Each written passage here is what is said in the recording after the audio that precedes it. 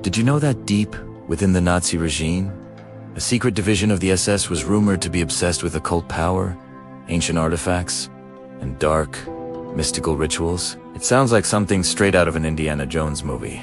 But how much of this is actually true? Was there really a secret occult branch of the SS? Or is it all just a myth?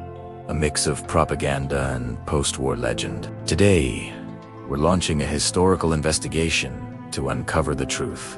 We separate fact from fiction and explore what really happened inside the darkest corners of Hitler's inner circle. Welcome to our deep dive into the alleged secret occult division of the SS. To understand the Nazi fascination with the occult, we must first look at one man. Heinrich, as the head of the SS. Himmler was one of the most powerful and feared figures in the Third Reich. But behind his ruthless exterior was a man obsessed with a strange mix of Germanic mythology, mysticism, and pseudoscience. He wasn't just a cold-hearted bureaucrat. He was a true believer. Himmler imagined a new world order based on what he believed were ancient Aryan traditions.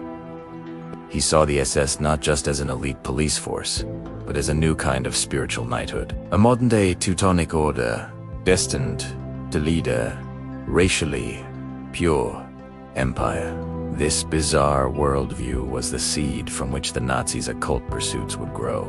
He poured immense resources into proving his strange theories, believing that uncovering ancient Aryan secrets would grant the Nazi regime immense power and legitimacy. This brings us to the infamous officially, the Ahnenerbe, or Ancestral Heritage Society, was the Nazis' academic research institute. Its stated purpose was to study the archaeological and cultural history of the supposed Aryan race. But in reality, it was Himmler's personal pet project, a tool to lend a veneer of scientific credibility to his racial fantasies. The Ahnenerbe wasn't a group of cloaked figures chanting in a dungeon.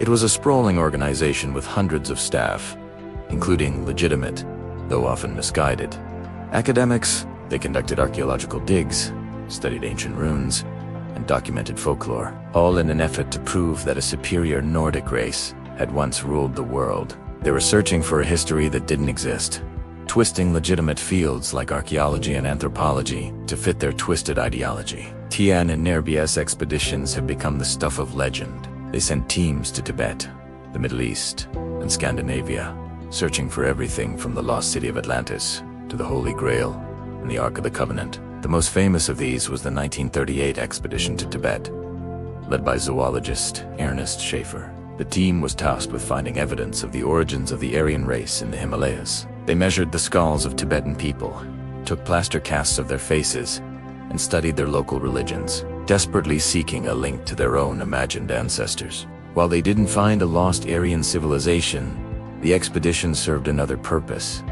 Propaganda. It created the image of the Nazis as intrepid explorers, on a grand quest to uncover humanity's greatest secrets. The reality was far more sinister, as this science was used to justify their horrific racial policies. So, did the SS actually perform occult rituals? The answer is more complex than a simple yes or no. Himmler's vision for the SS was steeped in ritual and symbolism, but not in the way you might think. The central hub for this was Wurzburg Castle, a triangular fortress that Himmler intended to be the spiritual center of the SS. He had the castle redesigned to serve as a sort of Camelot for his SS knights. Within its walls, he created a grand hall with a sunwheel mosaic on the floor and a vault-like room in the North Tower, often called the Crypt. This is where the legends get wild. Post-war stories claim this crypt was used for dark rituals, seances, and attempts to contact the spirits of ancient Teutonic kings. However, there's no concrete historical evidence to support these claims. The rituals that did happen were more like bizarre corporate retreats. They involved neo-pagan ceremonies, solstice celebrations, and pseudo-religious naming ceremonies for the children of SS officers. These were certainly strange and deeply ideological, but they weren't exactly black magic. The real horror of Wurzburg wasn't a cult sacrifice, but the fact that its renovation was carried out by prisoners from a nearby concentration camp, many of whom died from the brutal conditions.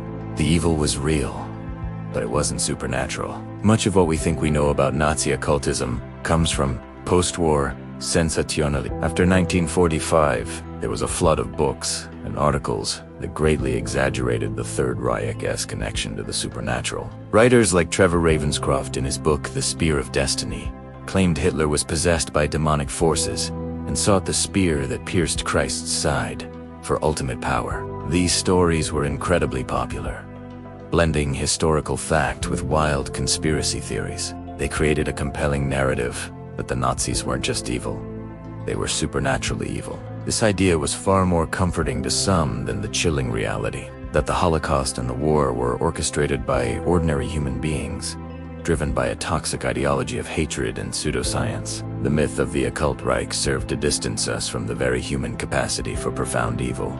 It's a tempting story, but it obscures the far more important lessons of history. Let's talk about that.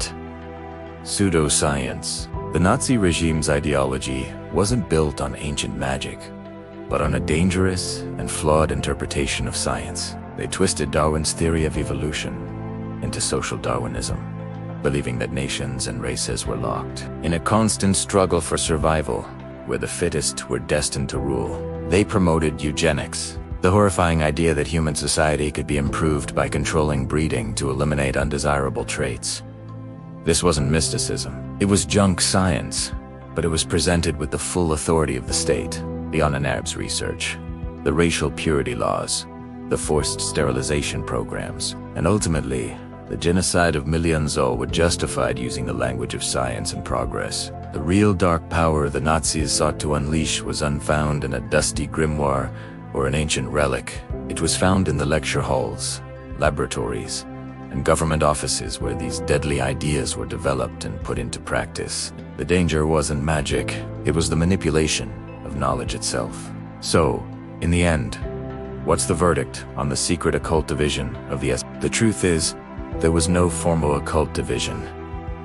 Instead, there was a powerful leader, Heinrich Himmler, whose personal mystical beliefs were allowed to run rampant and influence a state-funded institution.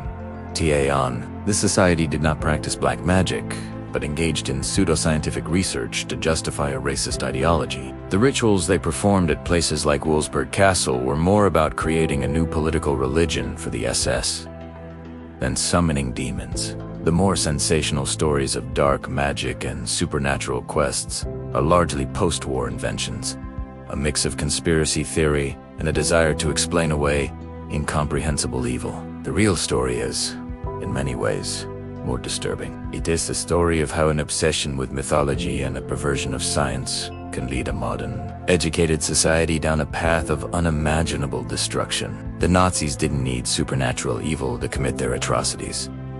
Their own twisted ideology was more than enough.